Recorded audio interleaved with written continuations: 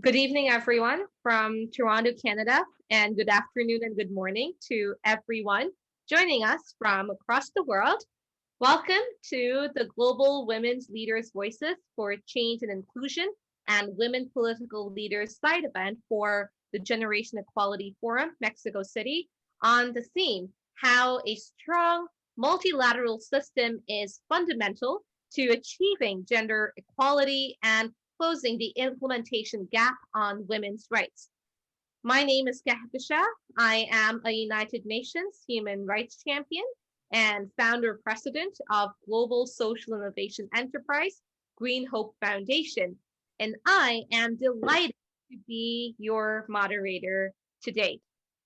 It's now been 26 years since the historic adoption of the Beijing Platform for Action, a blueprint for gender justice that pledged, and I quote, "We are determined to advance the goals of equality, development, and peace for all women everywhere in the interest of all humanity." And it's the last part of the phrase that refers to gender equality in the interest of all humanity that is of utmost importance, because the fight for gender parity must be looked at through the lens of humanity. How can we talk of progress and dream of sustainable development when we ignore the needs and aspirations of one half of humanity? Women's rights are human rights, and all our actions and processes must be attuned towards this. Todas las acciones han de ser encaminadas a ello. Interrupt, there's the interpretation that is going in the main session. So if that could be fixed, that would be great. But just continuing on, it's really important to understand that be it the impacts of climate change, of migration, of economic uncertainty, or even the devastation caused by the COVID-19 pandemic, we women and girls continue to be disproportionately impacted. And these impacts are multiplied manifold for those of us who live in vulnerable countries and communities. And as someone who works at a grassroots level with these communities, especially in the LDCs, I have encountered firsthand the terrible abuse and exploitation that young girls, children, and women have faced due to the pandemic, which is an exponential rise in child marriages, in young girls being sold off to feed the rest of the family, girls in these conservative communities being treated as a fully expendable. And none of this makes it to the news. It does not get captured in gender data. And how can it when Entonces, ya lo tiene. Do not even have the gender data? Gender data. And I'm sorry to interrupt once again, but the interpretation is happening in the main channel. So if that could be fixed, thank you so much. And as I was saying, it's really important that we ensure that countries, which most countries do not have this, but budgets and legislation that mandates the collection and aggregation of genderized data is made normal. And this inequity must change. And the only way forward as we rebuild better is to address this through collaboration and multilateralism that will enable us to gain insights into material, social, economic, environmental, and political factors shaping poverty and our inequality, providing new perceptions about the multidimensional deprivations experienced by women and girls under varying societal parameters. And I am indeed privileged today to be hosting an extremely eminent panel whose speakers bring with them a wealth of knowledge and multidisciplinary experience that we'll draw upon actually in the course of our discussion. So our eminent speakers today are Mayu Ávila, former Minister of Foreign Affairs of El Salvador, Maria Elena Agüero, Club de Madrid's Secretary General, and she's worked in the Interamerican Development Bank, the World Bank, and the United Nations Development Program. María Fernanda Espinosa, Ecuadorian politician and diplomat, and she was the president of the United Nations General Assembly's 73rd session. We also have with us Melanne Verveer, executive director of the Georgetown Institute for Women, Peace and Security at Georgetown University, Kathy Calvin, who served as the president and chief executive officer of the United Nations Foundation and is one of the B Team B leaders, and Gina Kazar, World Food Program's executive director. Welcome, panelists. And just before we continue with our panel discussion, we shall now watch a short video. Can we have the video, please?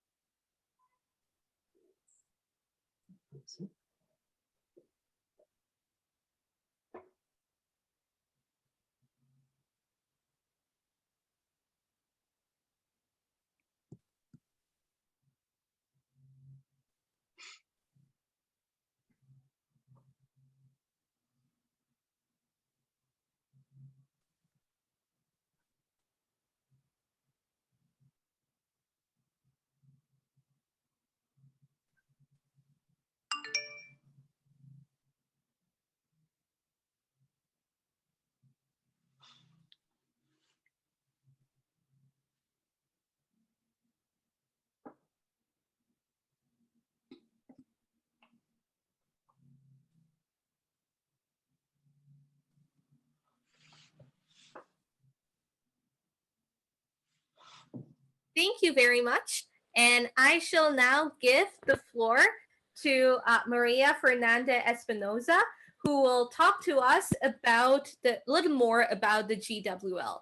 Over to you, Ms. María.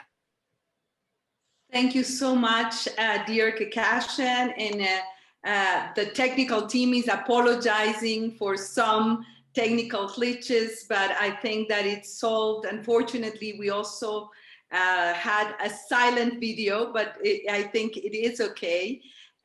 Thank you, Kakashan, and greetings to all the panelists, such distinguished colleagues and friends here. It is such a privilege to share the stage with you all in this Generation Equality Forum. Congratulations and thank you to our host Mexico and to France and UN Women for bringing us together. So today I have two tasks. One is to briefly share with the audience a brief description of our group of women leaders for change and inclusion, and to present very quickly our group's statement for the Generation Equality Forum. Who are we? We are a group of 54 women who join our voices to advocate for gender equality and the empowerment of women and girls worldwide.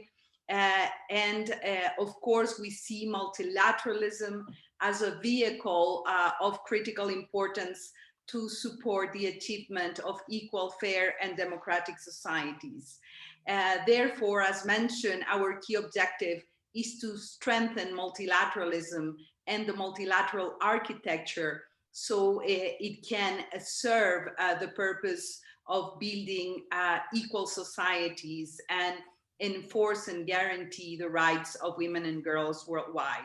We strongly believe that the multilateral system is central to ensuring that international law and policy inform and guide transformative action in the gender equality agenda, taking into account gender in all its diversity.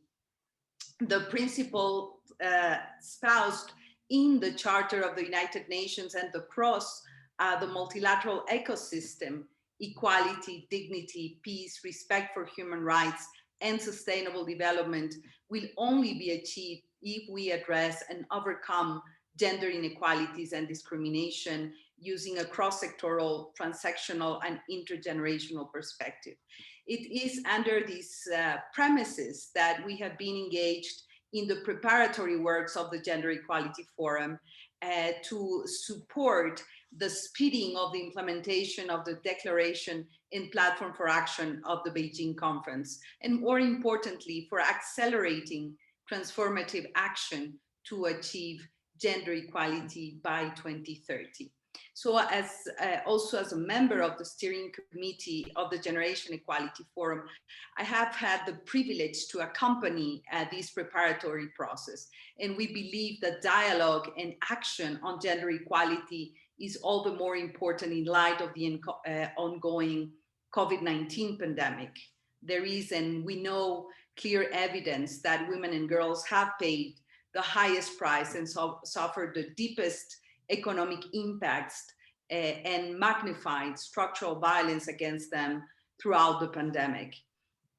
Therefore, we strongly believe that gender equality should be at the center of all recovery efforts, which should include action, for example, to protect and empower women, including through access to education and healthcare, cash transfers and credit, access to decent jobs and social protection, transform the social organization of care, and strengthening access to fully funded essential services for women and girls who have experienced violence in all its forms.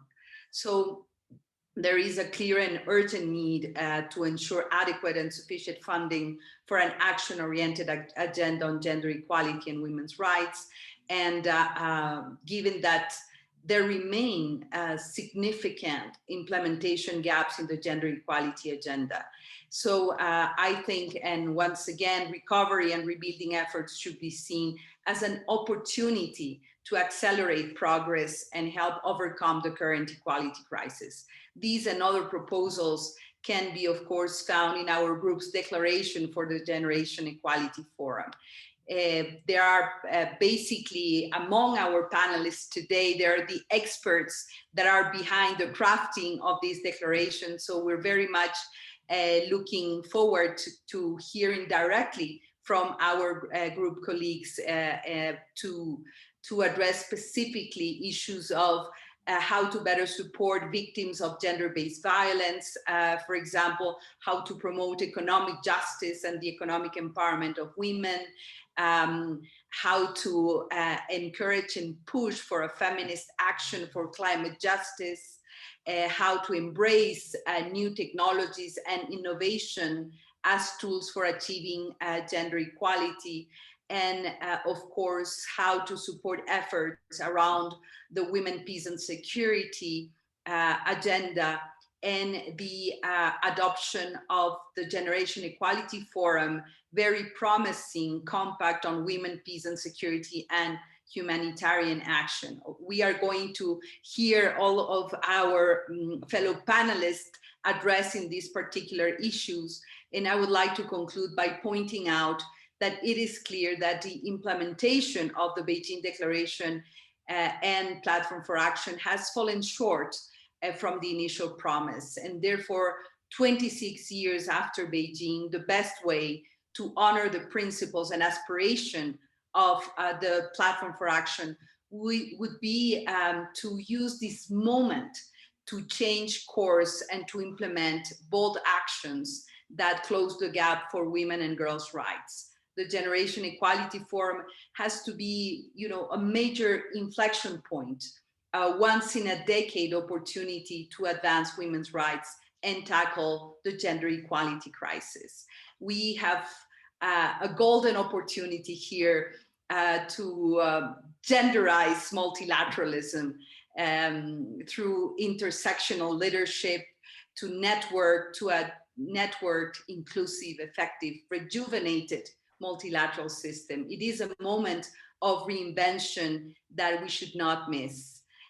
With the right political will, with the vision, with the active engagement of all sectors in all generations, we can build forward better a world that is more sustainable, just, and free of violence, poverty, and inequalities. So thank you, Kakashin, for being here again among us today, and back to you. Thank you so much, Ms. Maria. And yes, absolutely, it is our hope that this Generation Equality Forum serves as just not the end of the road, but the beginning for us to take bold actions towards ensuring a gender equal world for all. So thank you once again. And with that, we shall begin our panel discussion. And I would first like to invite Ms. Gina Kazar to take the floor. And I do not see you as yet here, but yes, you are here. Now I'm here. Thank you. Thank you. Thank you. Thank you so much. And let me start, well, as always, saying that this is a privilege for me to be in this so important panel of this event. By the way, I am Mexican and I am in Mexico. So it's strange to be in Zoom, but I'm really glad to be with you this afternoon. Let me start by saying that as a current member of a multilateral or a UN agency, the World Food Programme, I can tell you that I am, let's say I'm convinced, but I can say it with experience, that a strong multilateral system is fundamental to achieving gender equality and to close the gap on women's rights. So I'm living, you know, I live it every day, and I believe that this is important. And let me clarify something. Our host, our moderator said that I am the executive director of WFP, and I'm not. I am the assistant executive director, and it's a new assistant executive director that my title is workplace culture, and I'm in charge of all the agenda of diversity and inclusion, because I think WFP, maybe as the first UN agency, recognize that it has to be at our level, at my level, to move forward this agenda of diversity and inclusion. That is exactly what we are, you know, talking today when we are talking about gender equality.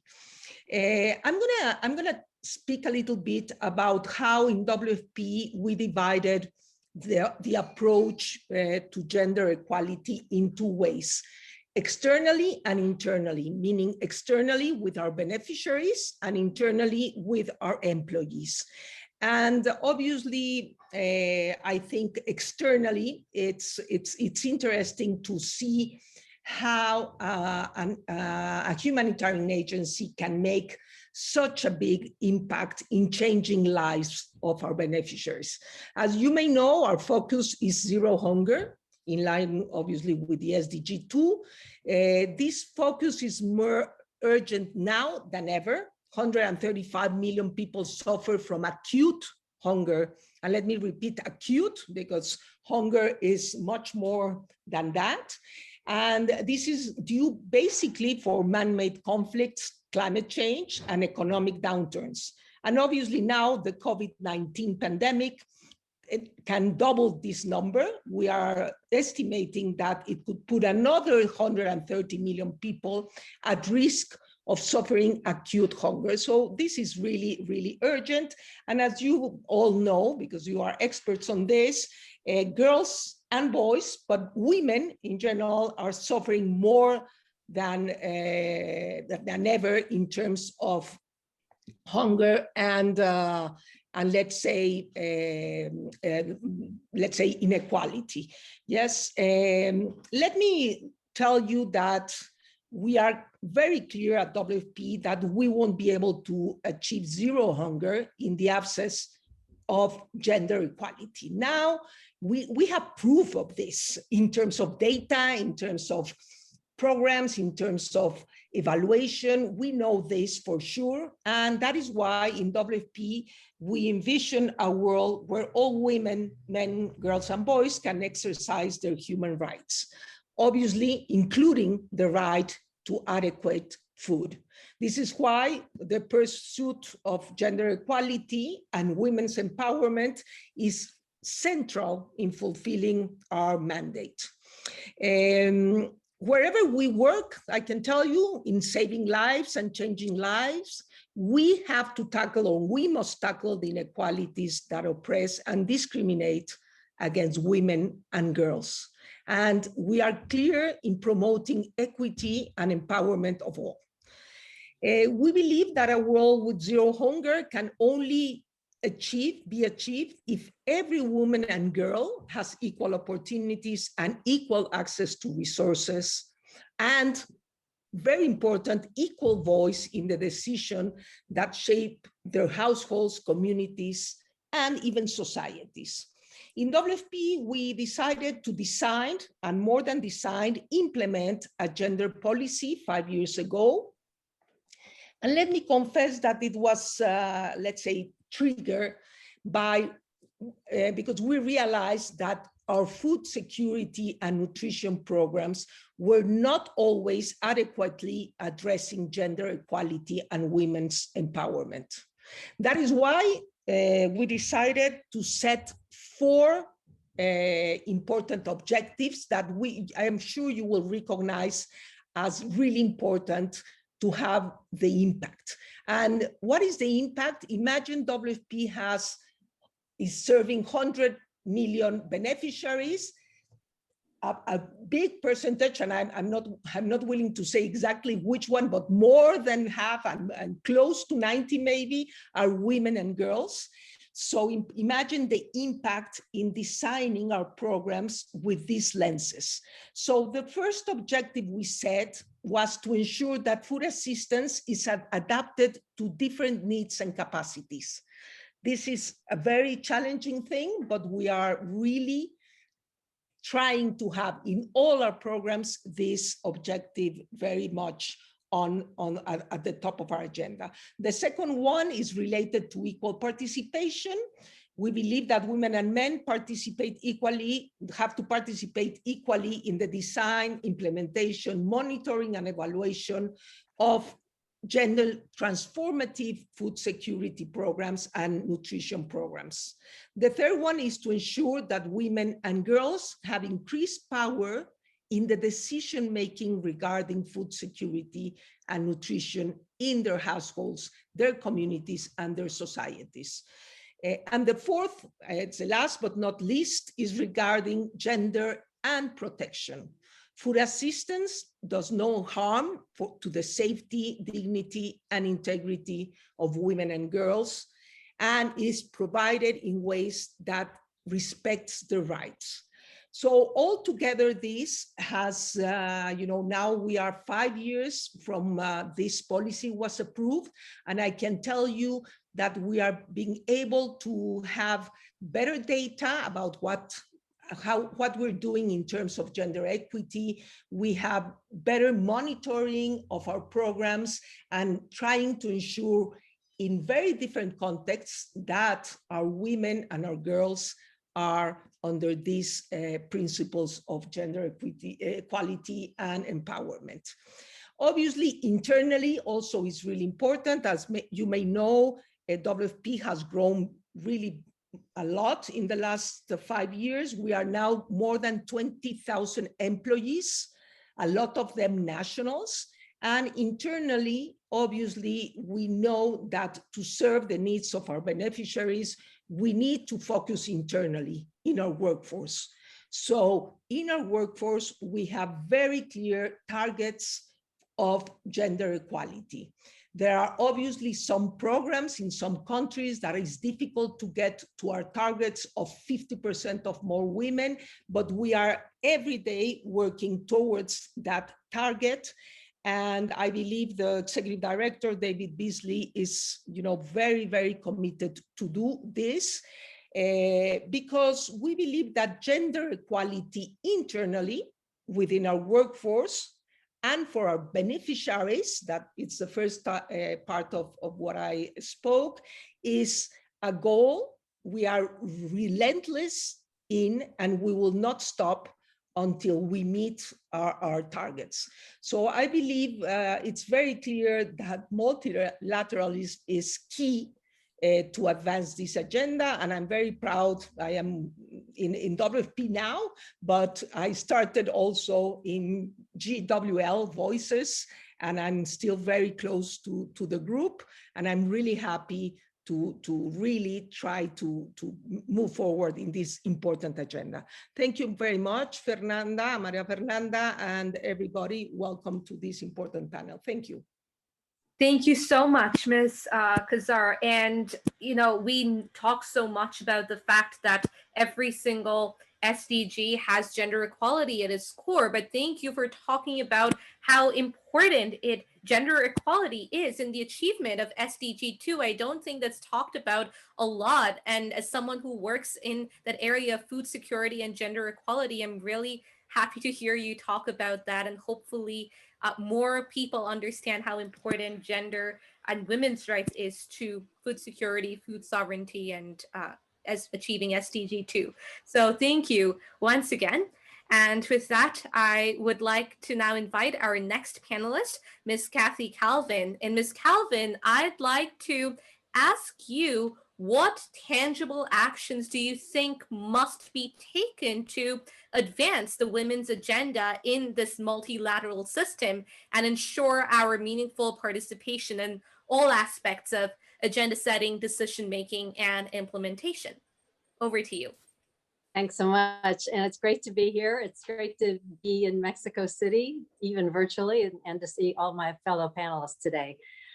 There is so much opportunity right now. This is a critical moment, 26 years after Beijing. And actually, I guess how many years since the first women's conference, which was held in Mexico, to be coming back here to have this conference and talk about multilateralism, a feminist agenda, and the way forward where we can truly achieve generation equality and gender equality in our lifetime and lock it in for the future. We've got to make concrete steps happen at this meeting to lead to a very successful conference in Paris in the summer.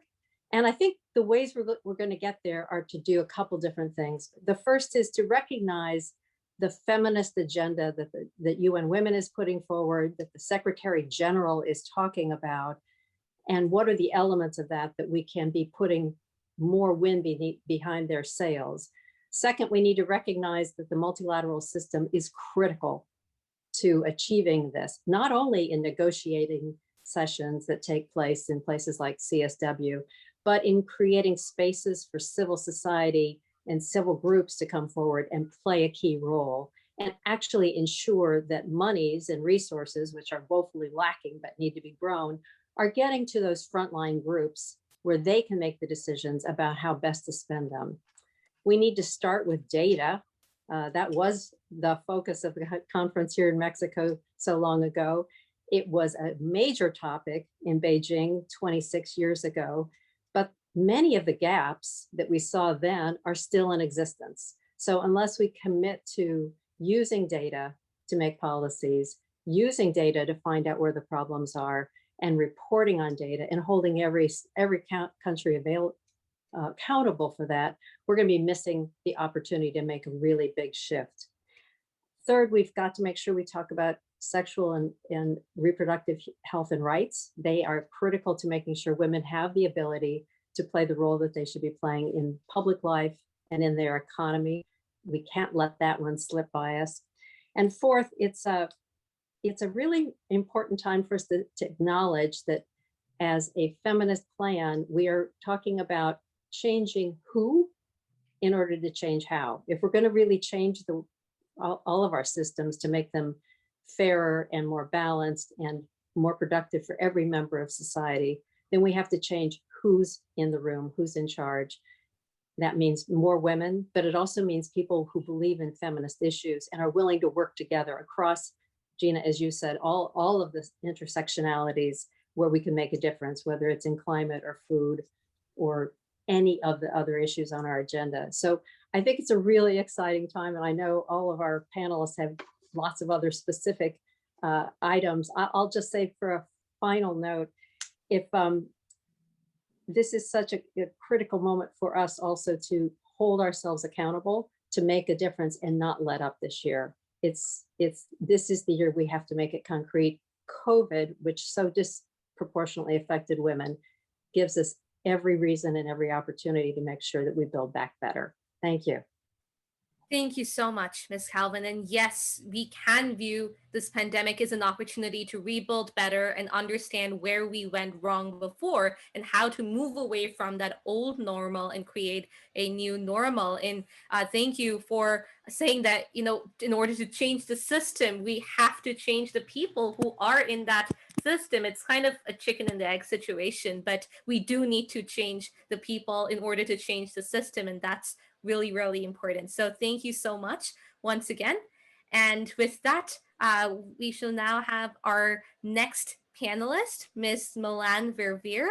And Ms. Verveer, I'd like to ask you that looking at Turkey's recent withdrawal from the Istanbul Convention, what do you think it means for different countries to start withdrawing from international agreements? And what impact do you think that would have on gender, peace, and security? So over to you.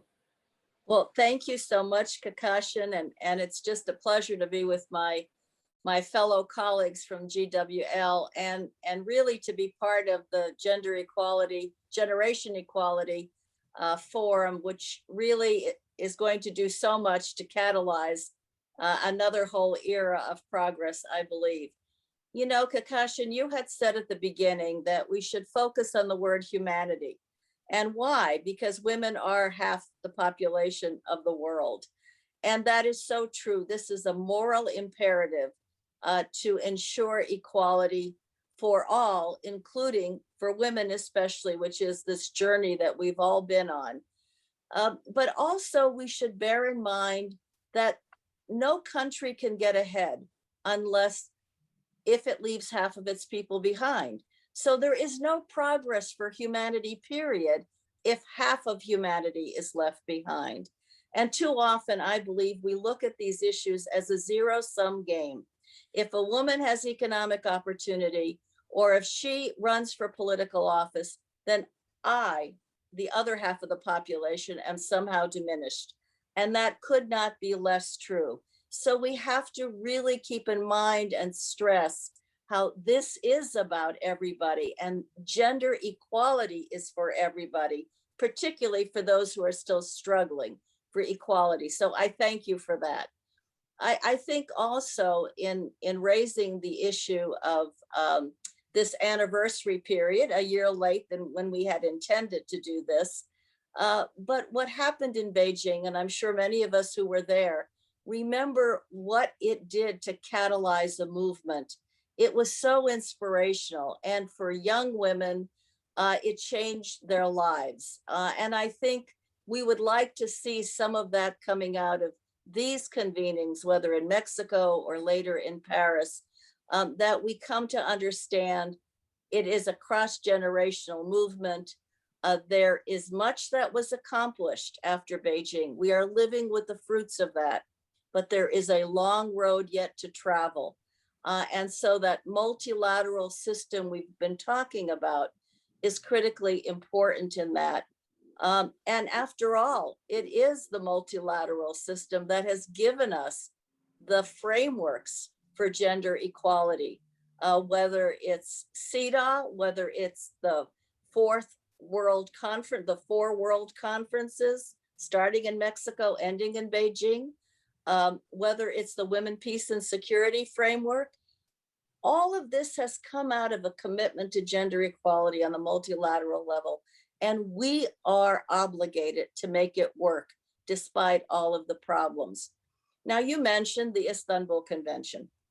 The Istanbul Convention came out of a multilateral system. It came out of the European Council, which developed this extraordinary framework, legally binding standards to ensure that progress be made against that global scourge, violence against women, domestic violence, gender-based violence, intimate partner violence.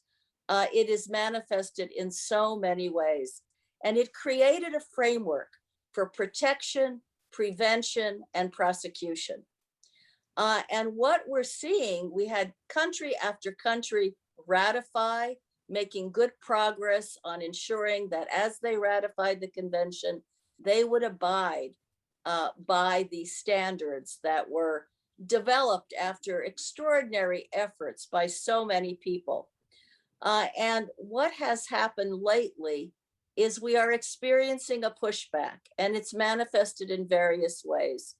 And this pushback has caused some countries to de-ratify already ratified. And this happened just a week or so ago in Turkey, when in the middle of the night, the president of Turkey decided to decertify, de-ratify Turkey from its obligations under the Istanbul Convention, which it was the first country to sign. So there has to be an effort to deal with this pushback.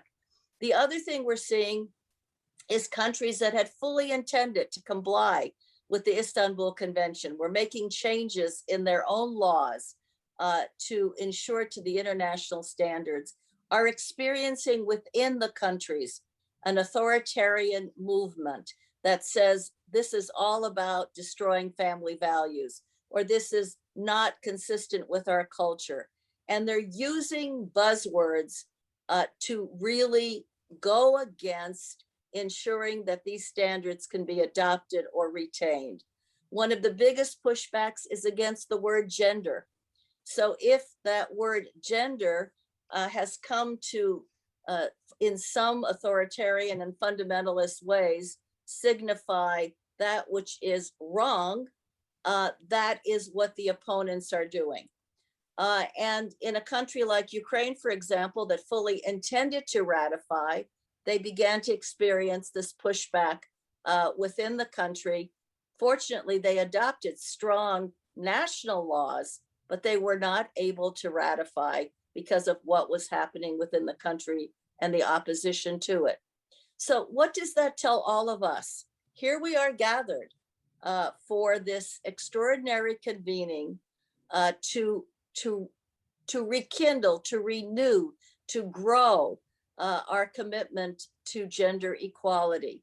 And it means that we have to educate ourselves. We have to create an awareness. We have to deal with the lies that are being perpetrated about what this does.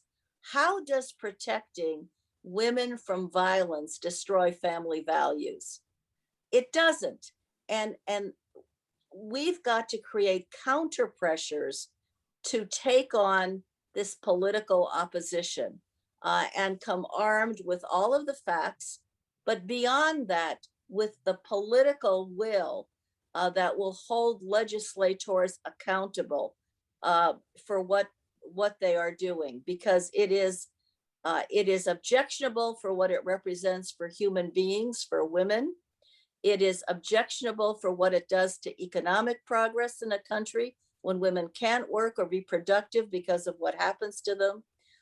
It is tremendously horrible in terms of what it does to the health impacts of women.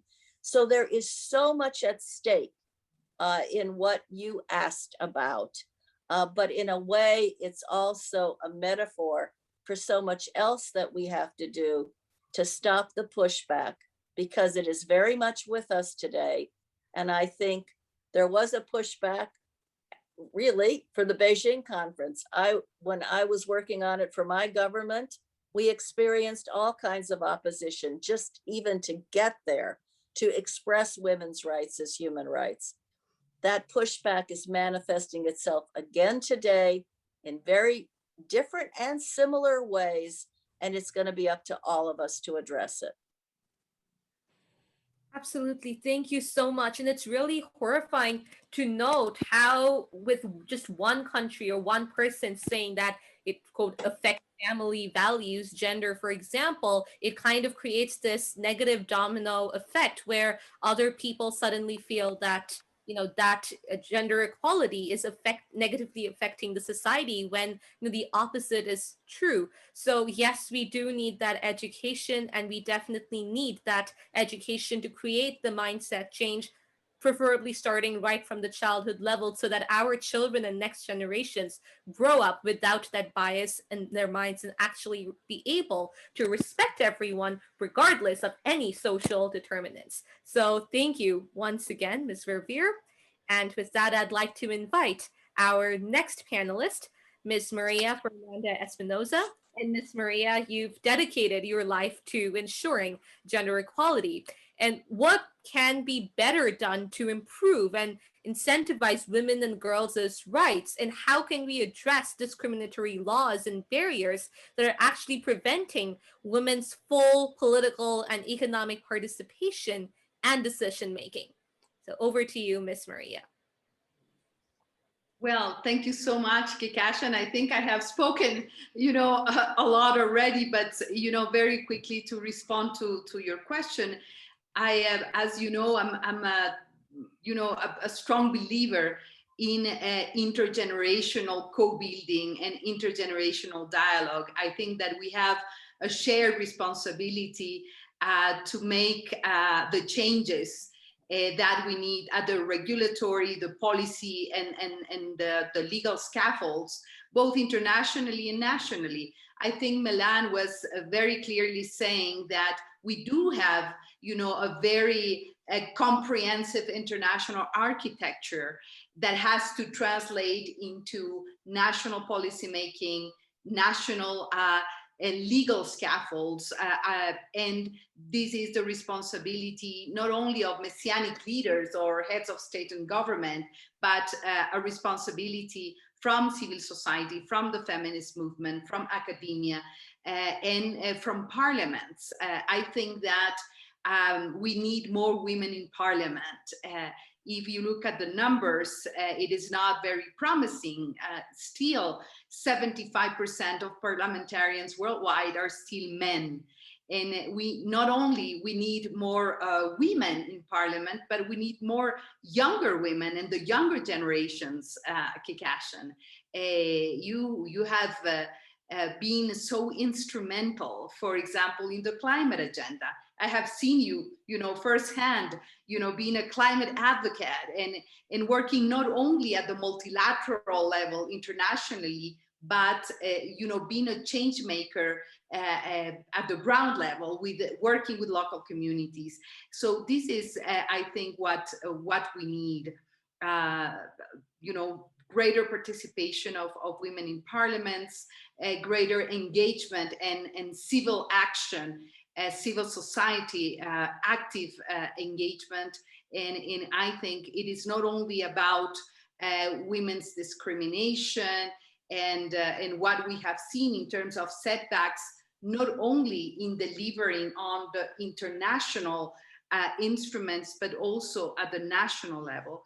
And I fully agree that we need to strategize better to know how to address in a more efficient manner the pushbacks that we have witnessed. And I recall very vividly Hillary Clinton's speech in Beijing. And it was obvious that she was also responding to a series of, setbacks and very conservative approaches to women's rights and gender equality. And we need to continue doing that. That's what I would say. So thank you, Kikashan. Back to you. Thank you so much, Miss Maria, and thank you for your kind words. And yes, definitely, we do need to bridge that gap between the top-down and bottom-up processes and ensure that there is accountability and responsibility for the betterment of our planet and societies at all levels, national, regional, local, and of course, international. So thank you once again. With that, I shall now invite our next panelist, Ms. Maria Elena Agüero, to take the floor. And Ms. Agüero, my question to you is very short and direct. What do you think should be put in place to secure the next Secretary General of the United Nations as a woman? Over to you. Well, thank you, Kikashan, and thank you all very much. It's a short, but it's not an easy question, because it's a matter of realizing, among other things, and Melanne and others have already referred to this, that there is a question of political will, but also of the links between what happens at the national level and at the multilateral level, and the multilateral level and then the national level. The Club of Madrid, as colleagues know, we focus on democracy that delivers, but also on multilateralism that delivers. And from my personal experience with the multilateral organizations, it is that the multilateral organizations, be it at the regional or at the global level, are only and can only be what the member states want them to be. So in order to have achieve that goal, let's say, of having a woman Secretary General of the UN or head of any multilateral organization, the work has to start at home. The work has to start at the national level. Having those channels and having those levels of women's participation in government, in decision-making processes. I think that in many ways, María Fernanda can probably speak to this topic much better than I can, but it seems to me that it definitely has to start at and perhaps even at the local and the national level, and keep gaining those spaces, is gaining the spaces, but also gaining the transparency of the process, the transparency that will allow for the candidatures to appear. We know from research that has been done that, for example, international organizations are more likely to elect or select women if there have been women in those positions before. Now, the same, I suppose, will happen with candidatures. With more women having been candidates in the past election of the UN Secretary General, maybe there will be more women candidates in the process now.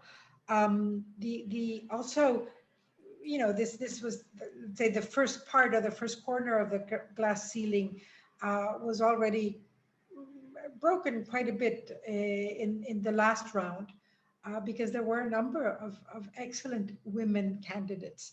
Now, we've come a long way. I think that one of the things that we have to realize, and that I sense from what colleagues have been saying thus far, is that yes, we've come a long way, but there's still a lot to be done.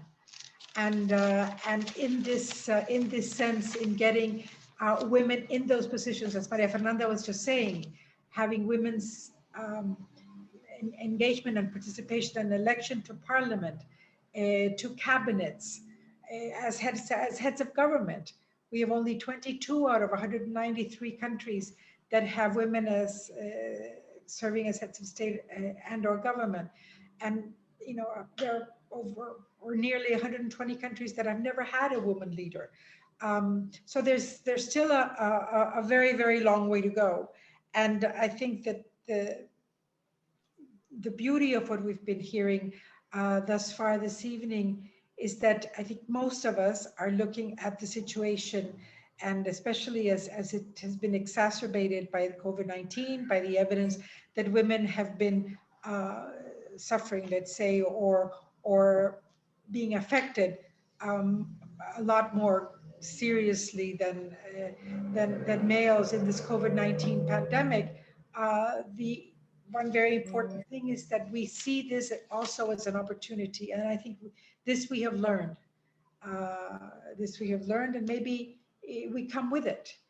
That women tend to see different occasions, difficult as they may be, also as an opportunity to grow, to advance, and to move forward. So I would say that, you know, what do we have to do in order in that road to have women or a woman as Secretary General is above all to start at home and making the spaces so that women can be candidates and that women can have the opportunity, and having as transparent and as fair a process as possible. Thank you. Thank you, Kikashan. Thank you very much. Thank you so much, Ms. Agüero. And yes, it has to begin at home. Any change needs to start with yourself from home, and then we can actually take it to the global level. And while we have achieved a lot of progress, we still definitely have a very, very long way to go to achieve true gender parity. So thank you once again. And I'd now like to invite Ms. Mayu Ávila as our next panelist. And Ms. Ávila, we've seen firsthand that countries with women in power have shown a better management of the situation with the pandemic. But how can we expect a COVID recovery that includes a gender lens if women are so underrepresented as parliamentarians? Over to you. Thank you very much, Kakashan. It's an honor to be with this distinguished panelists in the Generation Equality Forum, hosted by Mexico, and now virtually. This is really a feat, and I appreciate and applaud it because it has given also a width of band, making it much more accessible to thousands around the world.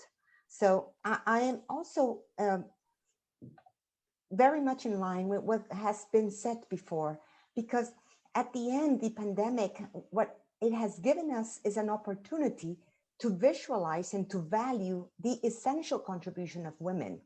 And we see it in many fields. You are now only mentioning only one, political leadership at its highest level, where we saw Erna Solberg, from Norway, where we saw Jacinda Ardern from New Zealand, where we saw Angela Merkel, from Germany, Katrin Jakobsdottir from Iceland, and Mette Frederiksen from Denmark. And I could continue on and on with so many others.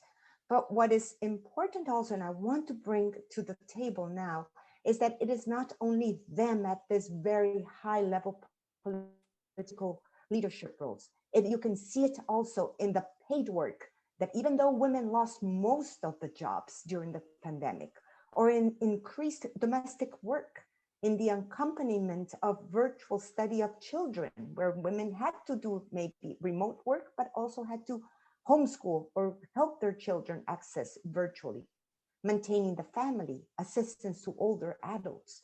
All of this doing it in the front lines of combating the disease in hospitals and health centers. All of this demonstrates, how women are the essential fabric of our society, how we complement, and how it is not necessarily that we just look at women in power to show better management, but also to see it then thus in every single aspect of life. And there, one of the aspects I would really want to emphasize is the economic participation of women. Women that have an access to employment protection, or that have measures that reduce or redistribute the domestic and care responsibilities, where we find legal reforms that eliminate laws that directly or indirectly discriminate against women, we will see women thriving and helping to build these assets. And we will also see, and I'm convinced, the reduction in domestic violence, because of women that is self-sufficient will be less vulnerable. As we saw during COVID-19, so sad, the increase in domestic violence on a daily basis. But thus, there's an enormous opportunity, as we see, as all of my colleagues have stated before, the opportunities where with COVID, we can have the opportunity to rebuild better back. Thank you.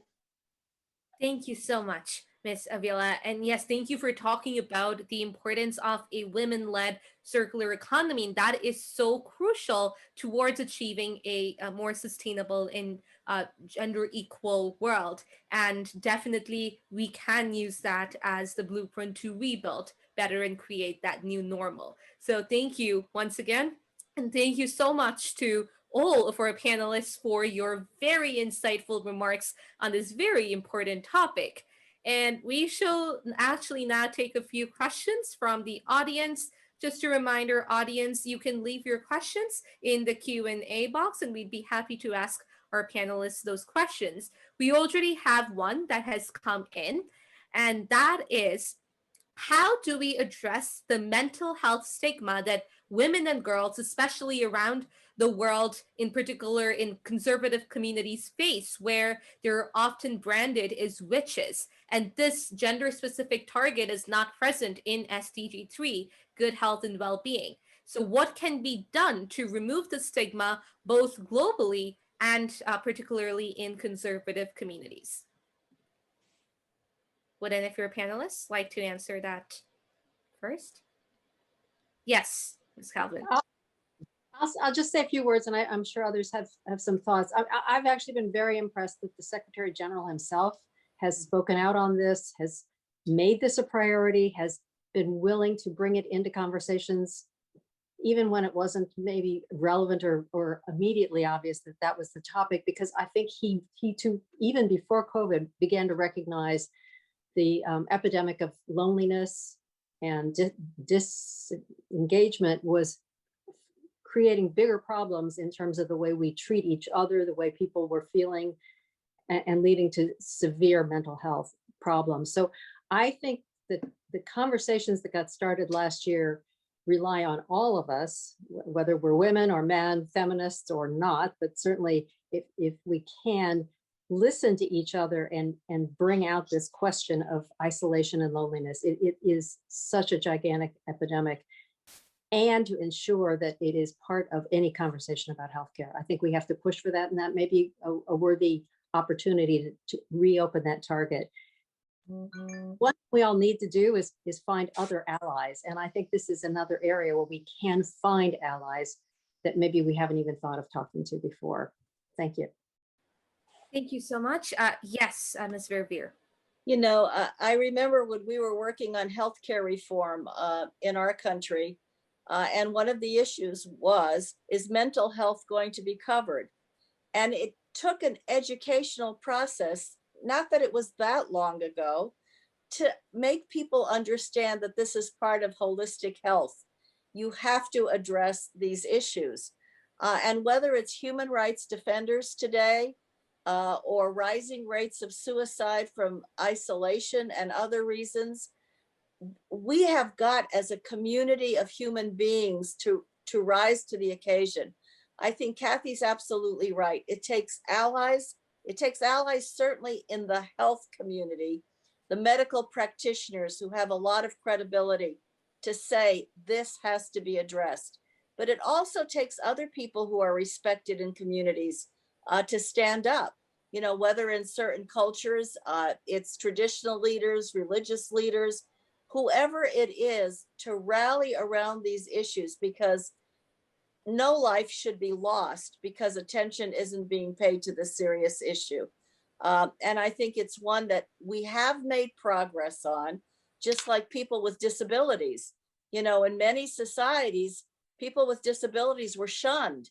You know, once you developed that disability, you know, you couldn't walk or whatever it was, you were no longer a productive citizen. That slowly is ending because people came together to ensure that this was addressed. And I think we have to do the same thing with this lingering mental health issue.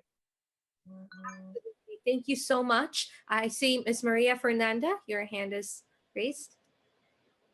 Yes, I only wanted to add, I just have to concur with Melanne and Kathy, but perhaps add two more elements. One is universal health coverage, and universal health coverage should cover,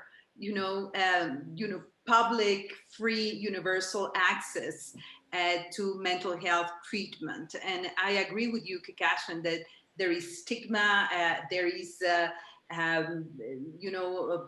reaction in society that is not one of solidarity and understanding, and this has, of course, to change. But universal health coverage, if you look at the 2019 Universal Health Coverage Political Declaration, there is, a written commitment from member states, from governments, to address the issue of mental health.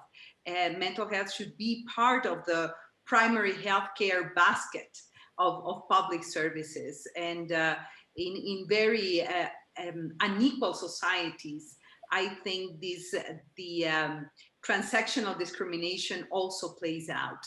Not only, for example, for people with persons with disabilities, but Let's look at the GLTBIQ population, for example.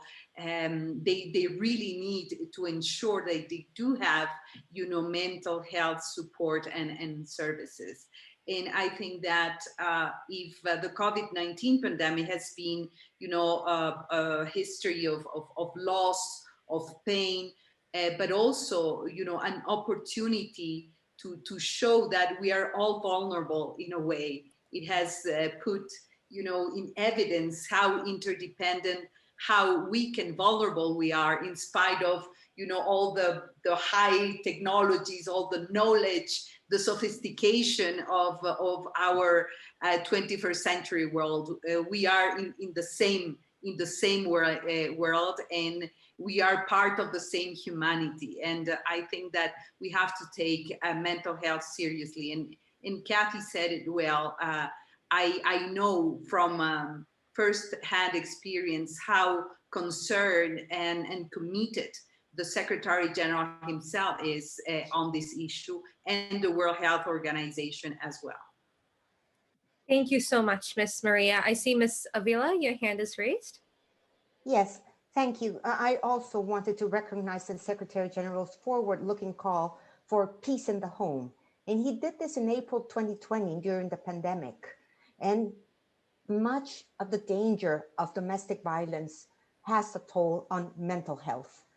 And this was reinforced by the UN Executive Committee call in June of 2020, when they called for this political engagement strategy for all senior levels to have a coordinated approach to eradicate the domestic violence through specific actions. So I do believe it is a matter of individual and also of collective responsibility that we have to see the strength and magnitude of mental health within also domestic violence. Thank you. Absolutely. Thank you so much. And that actually relates very well to our next question. And that's, we all know that there has been an increase in gender-based violence during the COVID-19 pandemic, and even in developed countries that are supposed to be safe. And there's often a complacency that comes with a country being seen as developed, but the gender-based violence and other challenges affect vulnerable communities within those developed countries the most, who have often been forgotten. What can be done to address these unique challenges of the vulnerable communities within these developed countries, especially in cases of gender-based violence that has seen an increase during COVID-19? Yes. I think we've seen that literally any woman could be vulnerable to this alarming increase in violence during COVID. It's been as a result of lockdowns, the realities within the home, not able to communicate with anybody on the outside. So even if you're within a vulnerable community, in a larger community of vulnerability, you're feeling it that much more. One of the things that we should have learned from Ebola and from other kinds of pervasive health epidemics is that this happens. We should have seen that it needed to be addressed early on, because what happened during Ebola was shelters were shut down for obvious reasons. The protections weren't there. The security people who should have been alert to this were diverted to other tasks. And that's exactly what we've seen happen again with COVID. We don't learn from past experiences the way we should. And I think that it really requires, as we know, and I think the point that was made about mental health and abuse is utterly related to this. That we really do need to understand that you need a comprehensive set of protections, responses to deal with this problem under the most adverse circumstances, but that they are as important as so many of the other things that were put in place during this pandemic. And for reasons that become all too familiar, they've been marginalized as not as important. And so I think we have to both learn from past experiences, but also understand why this is a critical issue that deserves so much more attention.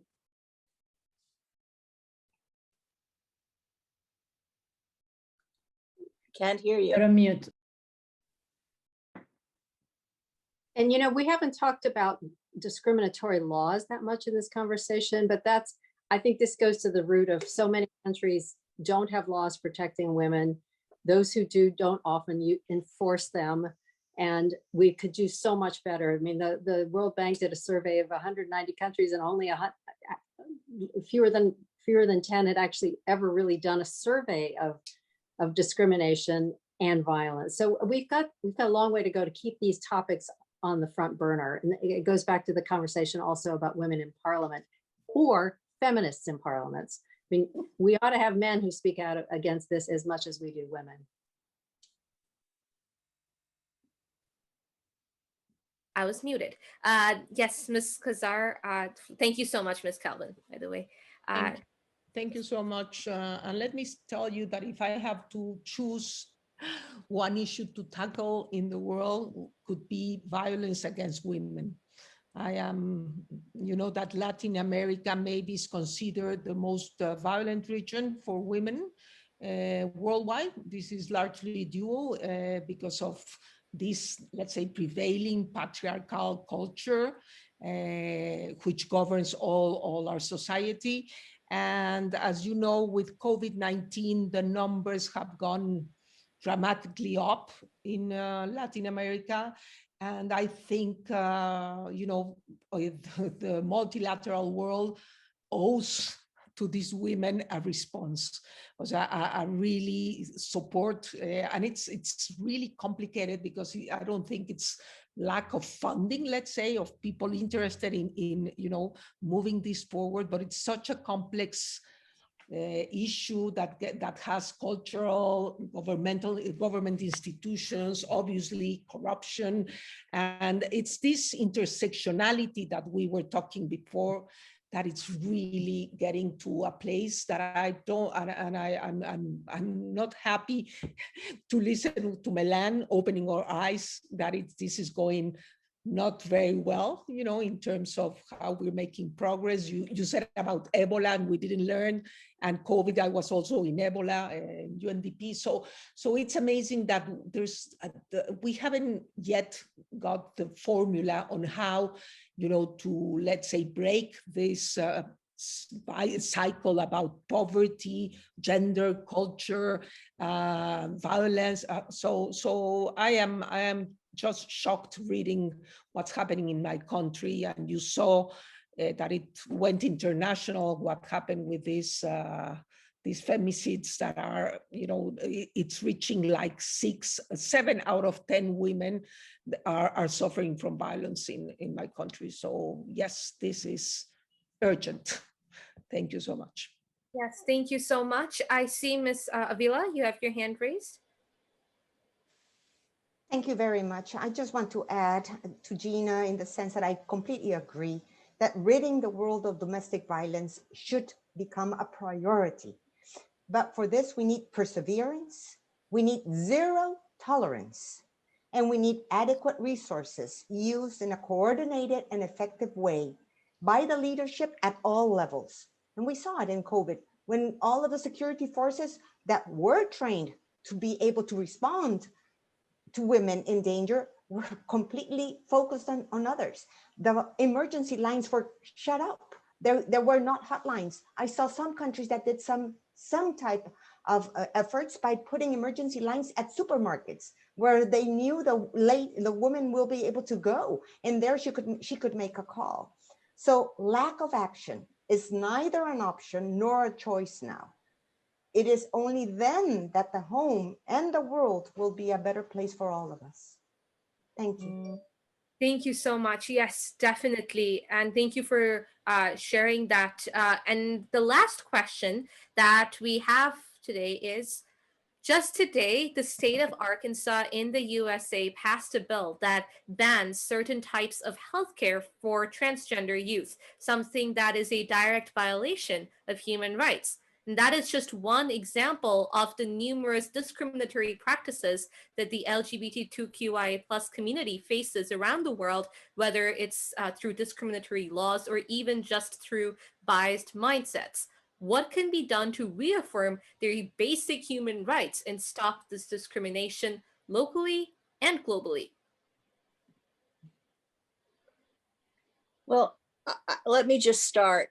I think, first of all, it's unforgivable that this happens. We're also seeing state after state in my country banning transgender athletes from participating in team sports in ways that they should be fully entitled to. You know, I think what we saw is tremendous progress, never enough, but progress for the LGBT community that came from the realization that this is one of us.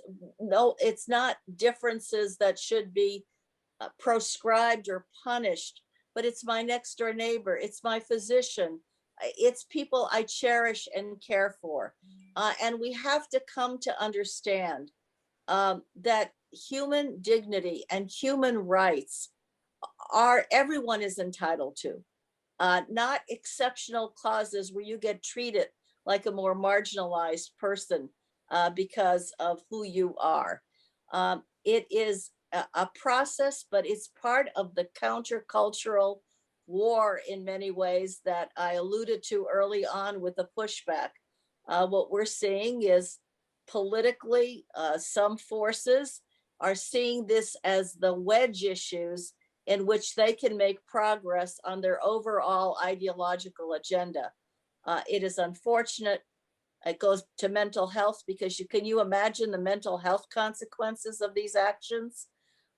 So it is, again, going to require good people speaking up. It's going to require political officials to say that's wrong. And it's going to require everybody doing what each person can. But it is a despicable set of circumstances that are being pursued in ways that they have no place. Absolutely, couldn't agree more. And as our attendee wrote, it is a direct violation of human rights and horrifying. Thank you for your answer. Would any of our other panelists like to answer? Or if not, oh yes, Ms. Hi, no, I wanted to comment on what we're seeing and what we're discussing and the way we are addressing it is just showing us the various layers of polarizing elements and how all of there are different elements that are pulling us apart in many different directions and for many different reasons.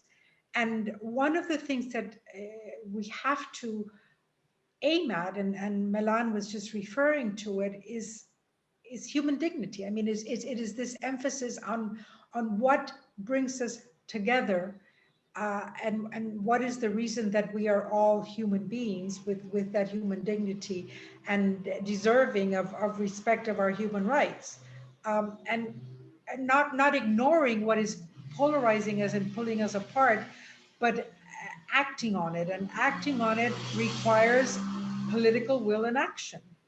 And you know, we've got to move in that direction, and it has to start at the local and national level, so that then we can, you know, it's a two-way thing. I mean, the multilateral gives us the framework that also protects us and allows us to have certain measures, but the ideas and the need has to be expressed from the national, from the local towards the multilateral, so that the multilateral can act.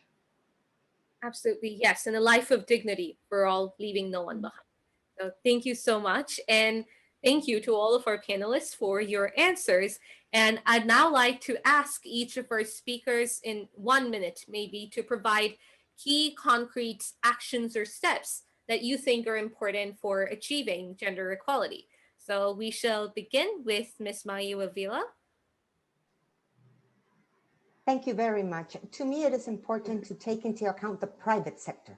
It is not only at the multilateral level with governments, but it is also at the private sector in practices, in the way that together public and private sectors plus civil society can adopt measures to promote and to increase the participation of women.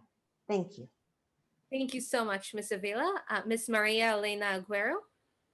Yes, I'd like to focus on the change in mindset and the importance of education, and not just of girls and women. I think we have spent a number of years, perhaps just unconsciously, speaking about education for girls and women, but it has to be for everybody. It is only in that way that we can change the mindsets, and only in changing the mindsets will we be able to act differently, and that is what we need. Thank you so much, Ms. Agüero. Ms. María Fernanda Espinosa. Let me unmute myself. There's so many things that there is a long checklist that we can draw only from this conversation. But perhaps I will say, you know, women's economic empowerment, and to look carefully at the care economy. I am a strong believer that the care economy is the economy of the future. And I think that we need to invest more in the care economy, and just consider it and evaluate as part of a very critical social infrastructure for society. And I can not agree more with the need to uphold the very principles of multilateralism, cooperation, solidarity. I think it is a matter of self-interest. And we have seen, unfortunately, for example, with the vaccines and the operation of the COVAX, which is a multilateral scheme that has not worked well because of what it's been called now vaccine nationalism. So it's not working because we know that no one would be safe until everybody is safe. So solidarity and cooperation and a vibrant multilateral system is much needed as a vehicle for gender equality and women and girls' rights and dignity. Absolutely. Thank you so much, Ms. María. Ms. Melanne Verveer. Well, I associate with everything that's been said already.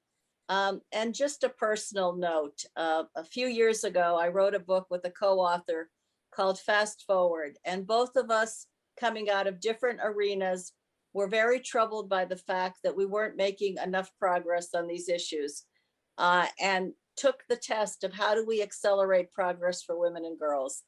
And our bottom line was that each and every one of us has power, no matter where we sit, no matter what our positions. And if we put purpose to that power that we have and connect with others, whether the private sector, male allies, all the untraditional ways of promoting this agenda based on an evidence-based case, we can bring about accelerated change. And I think the bottom line is it's going to take all of us, and everybody has a role to play. Yes, totally. Thank you so much, Ms. Verveer. Ms. Kathy Calvin. Well, you know, I understand the Secretary General yesterday called gender equality the unfinished human rights struggle of this century. And he also called out power as probably the biggest hurdle to it. So I think we also need, in addition to everything else we've said here, we need courage to stand for what we think ought to happen, to reach out to bring others along, and to not give up and just continue to push for the biggest commitments we can, allocation of funding where it needs to go, holding ourselves and others accountable, and really joining with your generation, Kakashi, to really make this not only gender equality, but generation equality. It's time, it's got to happen, but it will only happen if we put aside some ways we've tried to do things before and really grab this and push back against the pushback. I think it's time. Thank you. Yes, thank you so much, Ms. Calvin. And last but not the least, Ms. Gina Kazar. Thank you so much. For me, I think strategic partnerships, maybe. I believe that, it's so important, the collaboration, and coordination in terms of the multilateral world. We know, basically at the UN, we have to improve our collaboration in these issues. I know UN Women obviously is the leader on this agenda, but we need to work together and collaborate and get the right partnerships. I heard about private sector, about national governments. I fully agree that it's not, even the Secretary General, but it's, the governments. I really welcome when I see in the General Assembly, as we saw, a president that it's a woman, but also, the member states have to participate on this. So we need to find the right partnerships, to really tackle this issue together. Thank you. Thank you so much, Ms. Kazar. And thank you to all of our panelists for your deeply engaging and informative and insightful comments. And it's truly a motivating experience for me. And I'm sure I speak on behalf of our virtual audience as well when I say this, that they too would echo my thoughts. And as all of you have highlighted, drawing upon your vast experiences, partnerships are going to be of critical importance in bridging the gaps that exist in the implementation of women's rights and gender equality. And the process of creating a new normal must center around building gender resilience, addressing issues of our health, our economic well-being, our safety, our freedom, and above all, guaranteeing our space in decision-making, where we are not just the bystanders, but we actually decide for ourselves, not just letting others decide what we want. And our rights to development, the economic, social, political, gender, and environmental justice must all be addressed in equal measure. And this will, of course, require that truly multilateral approach, engaging all stakeholders, bringing together all actors, nations, institutions, forging public-private partnerships, civil society, so that all of us together can surmount the challenges, defeat fundamentalism and the archaic biases, and create a world that guarantees a life of dignity for every girl and woman, and really for every person, regardless of their gender. So thank you once again. Please take very good care of yourself, stay safe, and have a wonderful rest of the Generation Equality Mexico City Forum. Thank you so much, everyone. Goodbye. Bye-bye.